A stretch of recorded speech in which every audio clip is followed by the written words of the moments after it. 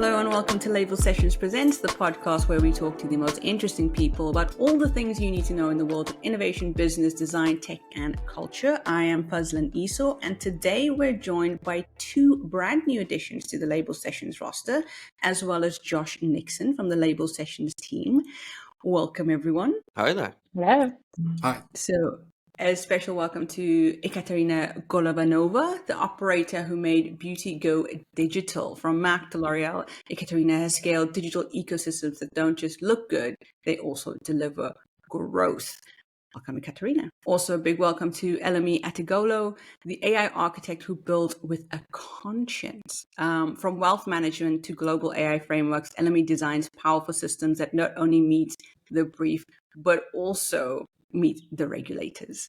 So welcome, Elemi. Welcome. Thank you. This week, there was a hot mic that picked up Putin and Xi discussing something sort of very science fiction-y about sort of organ transplants and this idea of immortality and sort of like that being a part of business strategy and a part of their strategies for longevity in terms of obviously staying in power. But have we now reached a stage where this talking about immortality and the biotech futures and all of that, is this a signal that we are now, that is the future? Or is this just, science fiction meets geopolitics and we shouldn't be taking it too seriously? Thoughts? I'll get over to Elemi. Yes, that sort of hot mic situation. I think what we have to look at things that this is not science fiction. If we think about organ transplants, the first organ transplant I think was done in 1954 in sort of Boston, Massachusetts. So it's been around for a long time. What we're seeing now is because of the advancements of technology, it means that how things can be done with technology. With cyber organisms, with the understanding of not just the human anatomy, but also about the understanding of the impacts on lifespan and so forth.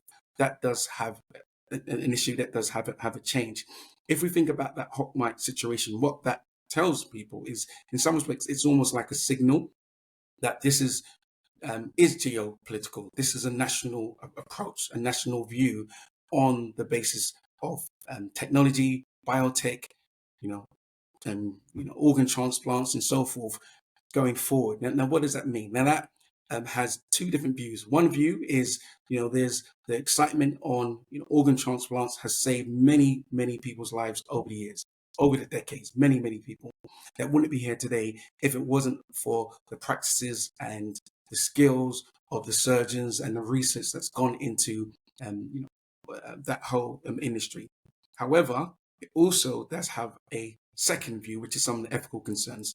So we look at some of the ethical concerns, which are, if as technology expands and AI and other biotech improves, and there is that ability to extend life, will that only be available to a certain set of individuals only?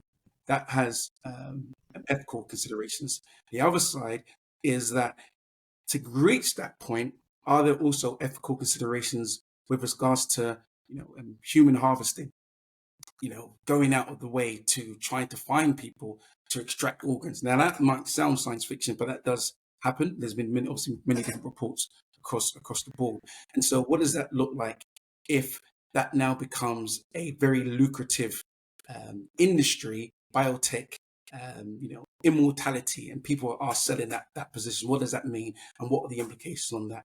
The other side, outside of that realm, are really about the businesses. Is that as people and brands, as people get older, and their lifespan does increase, whether naturally or just from a greater understanding of the human anatomy and so forth, what does that mean for things like longevity of brands, longevity of cycles, clients? You think of even pensions, annuities, that impacts everyday people. It impacts their ability to do things going forward.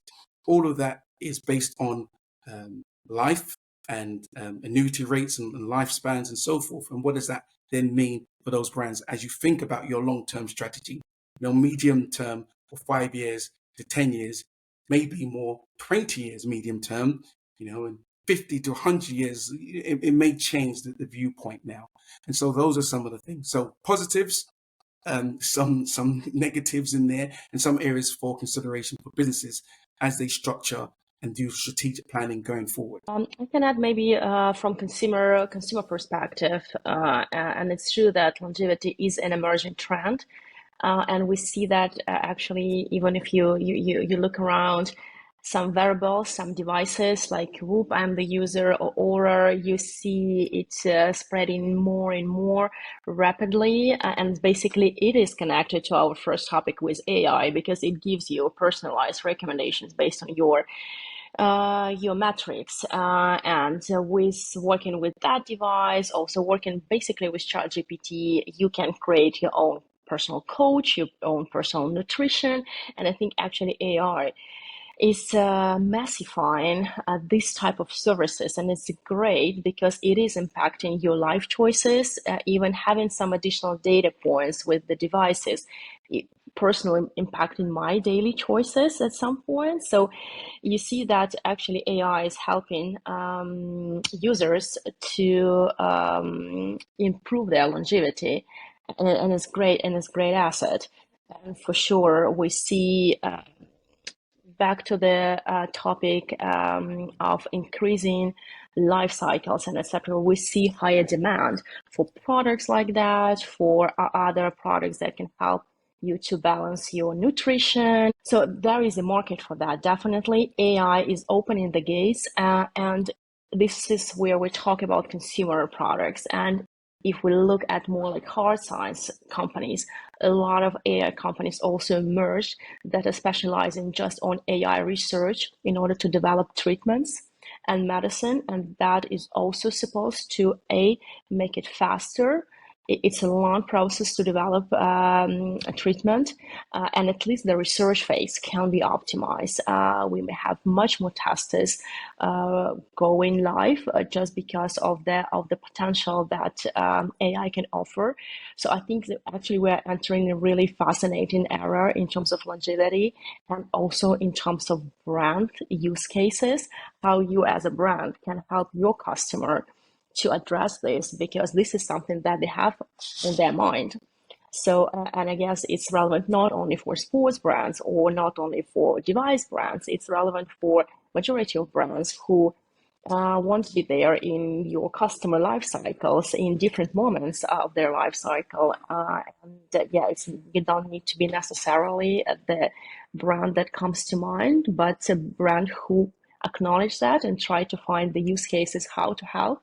And I think that's a great moment actually for consumer brands to be in this trend and anticipate it a bit. Here's the thing: what's interesting is that consumer brands are now also starting to think of end of life. What happens when the product is no longer in use? What is the step to make sure that that's sustainable, and not just the process of developing and creating the product, but what happens when it is no longer in use and it has reached its end of life? And I think that's also sort of an interesting and fascinating tie-in with this idea of longevity, because at the same time, while we're looking at longevity for ourselves, we've sort of become very much fast fashion, fast everything. So a return to kind of a slower pace of production is potentially a really good move by the industry. And we'll see what happens with some of those. I have nothing really, really important to add, if I'm perfectly honest, because you guys put it all so eloquently. But I had to go back and read that article again just there, because I was to be a fly on that wall, insane.